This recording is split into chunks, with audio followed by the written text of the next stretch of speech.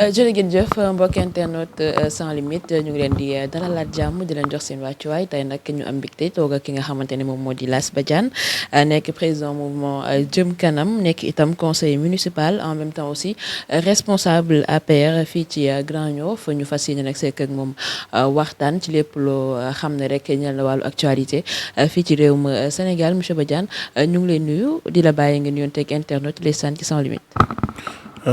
Mariama maa ngi lay nuyu maa ngi nuyu internautes yi ñuy seetaan à travers sans limite ak toutes les plateformes digitales yu site internet bi yëpp di kontaan lool ci invitation bi. Merci beaucoup monsieur Badiane comme ni ma ko waxee ci njëlbéen ba li ñuy waxtaanee day ñeel rek wàllu actualité fii ci réewum Sénégal te jamono ji mënuñu wax actualité te waxuñu élection locale yi nga xamante ne nii prévoiroon nañ ko mais gis nañ ne jamono ji dañ ko reporté waat. Xamuñu kañ lañ koy def ñu bëggoon a xam la mooy sa appréciation par rapport ak loolu ñenn ñi jàpp ne xëy na dialogue national bi moo amul consensus ndax fichier électoral bi pareegul mais loolu yëpp tey jii nii ban appréciation nga ci def. Appréciation bi mu ciy def mooy li ci njëkk moon en 2019 au mois de juillet 2019 ku dem taper Google j'avais écrit une contribution pour dire que tous les élus locaux étaient dans l'illégalité.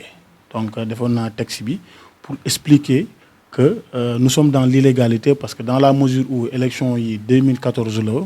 2019 la war a jeex après opposition bi neen nañu càmbar fichier bi je pense que dañoo parewul woon parce que dañoo dem élection présidentielle candidat Macky Sall gagné leen largement avec un plébiscite de 58%. Fichier boobu moom lañ demee à la présidentielle de 2019 moom lañ demee aux législatives de 2017 moom lañ demee dans les élections du Haut Conseil des collectivités territoriales fichier boobu moom lañ demee ci référendum moom lañ demee ci élection locale yu 2014 yi nga xam ne yenn communes yi à Dakar opposition bi gagné na donc je pense que fichier boobu amul woon problème donc opposition bi peut-être mbàcc yi moom metti en 2019 ñu ut ay mbir yoo xam ne ñu ne nañu waxtaan pour jéem ko puusaat.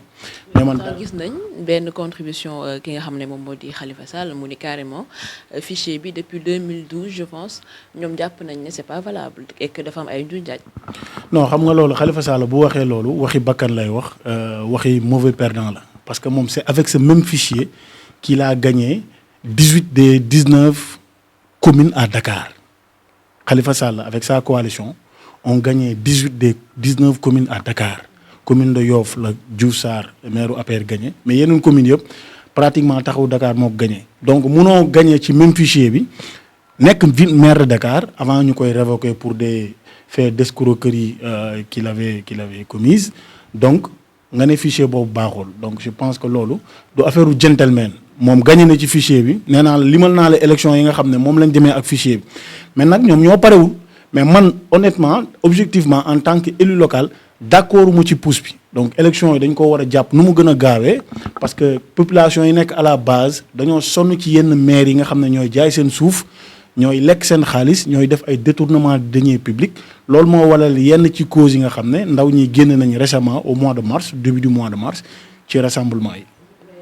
ci sa xalaat donc lan moo tax ñu koy repousser en même temps il y a des gens qui disent que ni président Macky Sall ñemewul dem élection est-ce que loolu tamit mënuñ ko prendre en compte. non munoo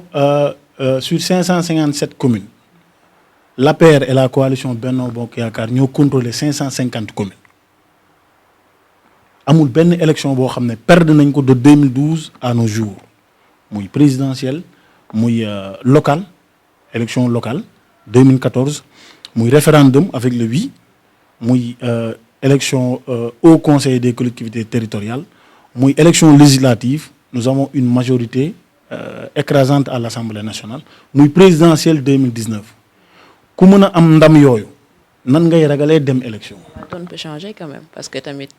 ci yeneen élan lañ nekk jamono ji. notre force est omniprésente la confiance qui nous lie avec les populations qui sont à la base elle est omniprésente donc njort bu rafet lañ ci am ñun kenn ñoo yàkkamti dem élection ñun waa APR ñun woo Benno Bokk Yaakaar ñoo yaakaar dem élection parce que y a des maires véreux yi nekk ci communes yi rawatina fii ci Grand Yoff ak yeneen communes yi nga xam ne dañoo nekk département de Dakar di dóor alalu réew mi di sàcc alalu askan wi di def naka sudul noonu ñooñu lañ fi bëgg a jëlee. Cela sous-entend que maire bi fi nekk déjà on retient que c'est un xalifiste arrangé wu leen wala bokk ni mu yoree commune bi fii neexu leen. non Madiop Diop la tudd mooy c'est le maire de la commune de Grand Yoff tekkiwul dara Khalifa Sall moo ko fi teg xam nga problème yi nga xam ne am na Grand Yoff man dama koy sax épargner du Madiop parce que Madiop moom xamul dara moom benn wëndëng la boo xam ne dañ koo jëlee fële rek indi ko samp ko parce que acte 3 de la décentralisation li mu wane woon mooy il fallait nga gagner sa commune à la base pour prétendre être candidat à la ville c'est ce que Khalifa Sall avait fait mooy moo gagné Grand Yoff jël fi benn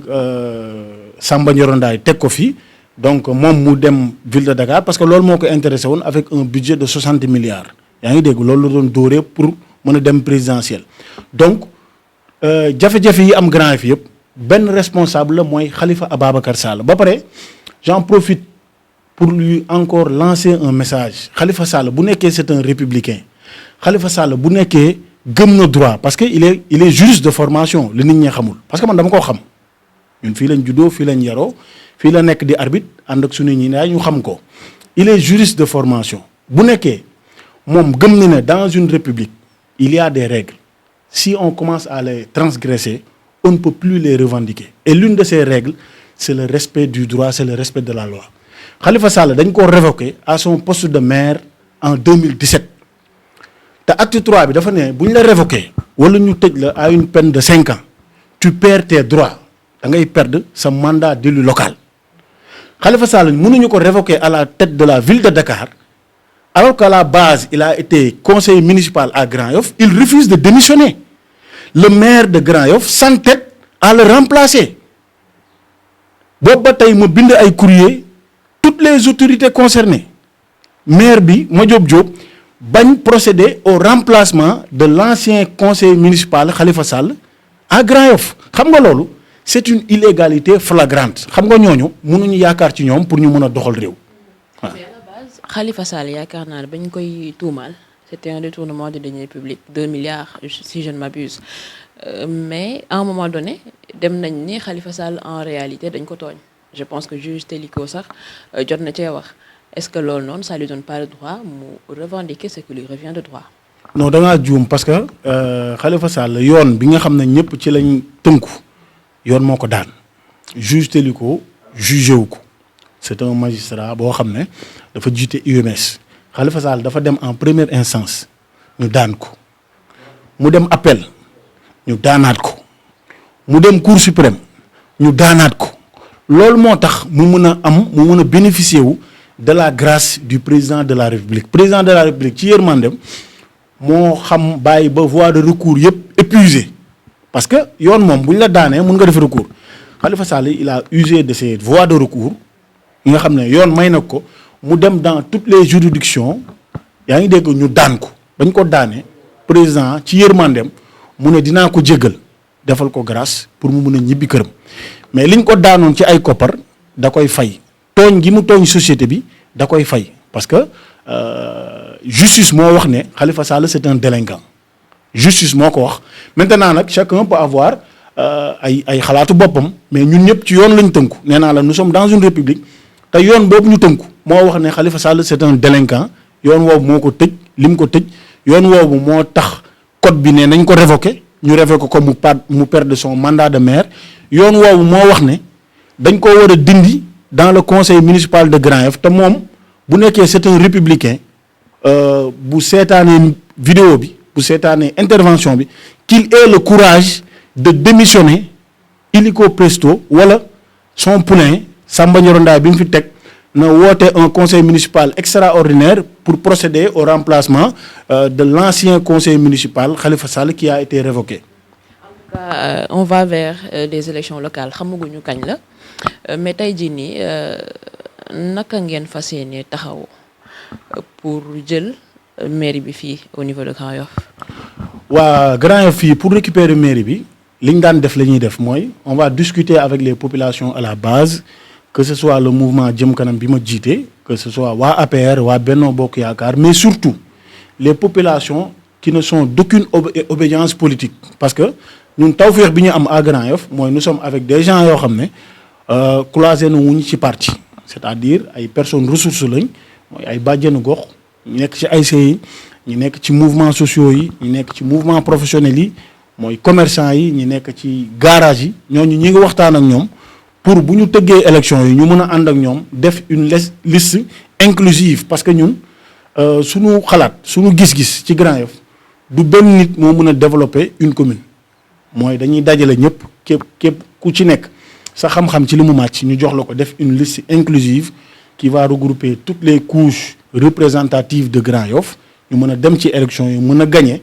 installer un conseil municipal fort def ay commission forte yi nga xam ne waxtaan da ciy am xam-xam da ciy jëriñoo parce que acte 3 de la décentralisation acte 3 bi lim ñu may mooy territorialisation des politiques publiques dinañ ci mën a jéggaani ay koppar yu bari ay recettes yu yokk ngir mën a développer Grand Yoff. bëggoon a xam itam naka ngeen contrer wala boog ndax yaakaar ngeen ne di ngeen mën a battre Khalifa Sall parce que su ma juumul Grand Yoff fiefam la. waaw xam nga Khalifa Sall man Lass Badiane un homme politique bu objectif Khalifa Sall du ma ko minimiser benn adversaire lañ am à Grand Yoff waa Grand Yoff benn adversaire lañ am mooy Khalifa Sall parce que Grand Yoff ñaawtee fi am yëpp Khalifa Sall moo ñu ko teg donc ñun waa Grand Yoff du ma wax waa APR waa Benno mais toutes les populations de Grand Yoff benn adversaire lañ am mooy Khalifa Sall parce que nit ñu doon naxee bu ñëwee lewal ay bëtam lamsal rey kanam bi ñu neen doomu Grand Yoff la jox ko loolu waa Grand Yoff nee nañ dañ cee doyal président de la République nag def na fi ay infrastructure de base yu am solo yoo xam ne population de Grand Yoff nee nañ bu élection yi ñëwaatee dootuñu xool koo xam ne da leen di nax dañuy xool koo xam ne mën nga leen amal njariñ su boobaa ñu votel la nga mën a gagner commune mais Khalifa Sall moom avenir politique am dafa sombre déjà il n'est plus éligible mais fii à Grand Yoff c'est vrai qu'il a une force mais force bi wàññeeku boo xam ne mais ça ne veut pas dire que man Lass Badiane dama koy minimiser. man dama jàngee ci politique mais il ne faut jamais sous-estimer un adversaire encore moins un rival Khalifa Sall suñu rival la suñu adversaire la ñun waa Grand Yoff yëpp benn adversaire la ñu am mooy Khalifa Sall te incha allah bu élection yi jotee dinañ def tout ba nax yi mu doon nax waa Grand Yoff pexem dootul antu.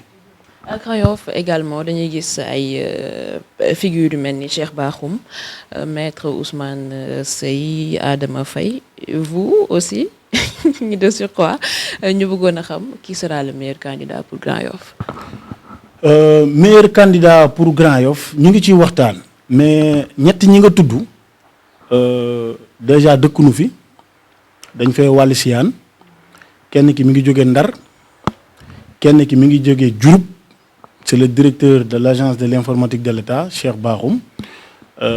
fii may wax ak yow yeewul Grand Yoff keneen ki nga wax dëkkatu fi mi ngi dëkk Mbour maître Ousmane Seye donc ñooñu sur le plan naturel mooy ils n'ont aucune légitimité pour prétendre à quoi que ce soit à Grand Yoff parce que dëkkatuñ fi. des maires yoo xamante ni dëkkuñu fi ñu ne on a vu le cas de je sais pas Mansour Faye je pense. non xam nga foofu moom nag foofu la dëkk ay waa këram fa lañ dëkk mais bugguma sax wax Ndar dama ne à Grand Yoff ñett ñi nga tudd dëkkuñu fi te acte 3 dafa wax ne si tu n'es pas résident d'une commune munoo fa sax nekk conseil municipal waxantuma la ak maire te ñett ñi ma la tuddal amul kenn koo xam ne yaa ngi yeewoo dans la commune de Grand Yoff donc de facto loi bi da leen éliminer mais ñun nag ñu ngi waxtaan ak ñeneen ñi nga xam ne ils résident dans la commune dans les quartiers respectifs qui composent la commune ñu ngi waxtaan ak ñoom à Xaar Yàlla Arafat Grand Yoff Cité Millionnaire dans les nouveaux quartiers mooy les nouvelles cités HLM Grand Yoff Sicap Foire HLM Patte d'Oie Arafat ñu ngi waxtaan ak ñëpp Léona Doole ñu ngi waxtaan ak ñëpp Scat Urbam Konachap pour ñu xool comme li ma la wax ñun suñu objectif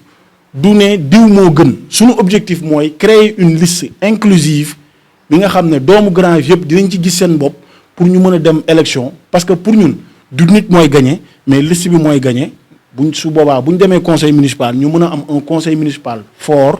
ngir mën a jël préoccupation yu Grand Yoff waay mën koo doxal incha allah. ngir jeexal émission bi nga wax rek ci sa mouvement jëm kanam ak lan mooy objectif bi. waaw mouvement jëm kanam objectif yi mooy fédérer toutes les personnes ressources yi nga xam ne dañoo nekk Grand Yoff à la base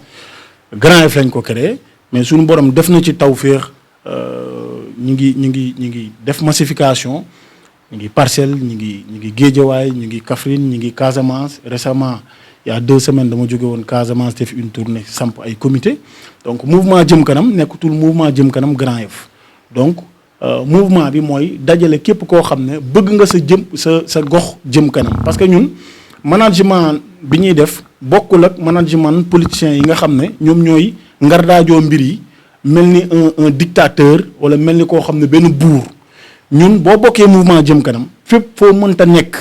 ci réew mi gox bi mu nekk yéenay dajale seen biir mën a manager le comité donc management boobu la ñuy def mooy ku ci nekk dañ lay jox responsabilité suñuy mission mooy jàppale nit ñi comme ni ñu ko defee ci PAK bi jàppale la communauté chrétienne bi nekk Grand Yoff ak un peu partout moom la ñuy def fii may wax ak yow ci à partir de parce que nit ñee ngi bindu liste bi mercredi lay tëj à partir de vendredi ni ñu ko daan defee mooy jàppale suñu mbokku jullit yi dans le mois du Ramadan jox leen ay bons avec nos ressources propres donc barki Dembo Ndiaye am na suñu benn village bi nekk Kaffrine bi lakk ñu jël ay dons yóbbu fa mooy kër Taïba Set donc ñun mouvement bi ci loolu la ñuy dox donc am na ci ay nit yu baax yoo xam ne ñoo nekk ci biir di ñu jàppale de manière anonyme ñoo xam ne politique ñu mais doomu Grand Yoff ak doomu képp koo xam ne yaa ngi ci biir réew mi bokk mouvement jëm kanam noonu la ñu àndee ngir mën a doxal gox yi. jërëjëf monsieur Lass Badiane waxtaan wi am na solo ñu fi jeexintali émission bi ñu bàyyi rek nga joxe say kàddu yu mujj. waaw jërëjëf maa ngi leen di gërëm bu baax di kontaan ci dalal gi ngeen ma dalal donc di santaat ñëpp di profité ci occasion bi di baalu àq képp koo xam ne yaa ngi ci biir réew mi ak bitim réew ci weeru koor bi donc di jaale ñi nga xam ne dañoo ñàkk seen bakkan ci événement yi nga xam ne dañ fay jóge di gërëm ñëpp di wax mbokku Sénégal surtout samay moromu jeune ne na gën a jaaju gën a góorgóorlu xam ne programme yi nga xam ne président de la République Macky Sall teg na ko ci seeni yoxo ngir jariñ leen la ngir jariñ seen askan malheureusement nag dans la matérialisation am na ci ñoñ ñoo xam ne jox nañ leen ko ni leen ko président santé defuñu ko mais je pense que d'ici peu président dina indi ay jooyante dina indi ay changement yoo xam ne ndaw ñi ak jigéen ñi dinañ ci gën a mën a gis seen bopp ngir réew mi mën a jëm kanam jërë ngeen jëf. Merci beaucoup monsieur Lass Badiane nekk conseiller municipal mais en même temps responsable APR fii ci Grand Yoff di leen jaajëfal itam mbokki internautes yi di leen jox dig daje beneen yoon jërë ngeen jëf.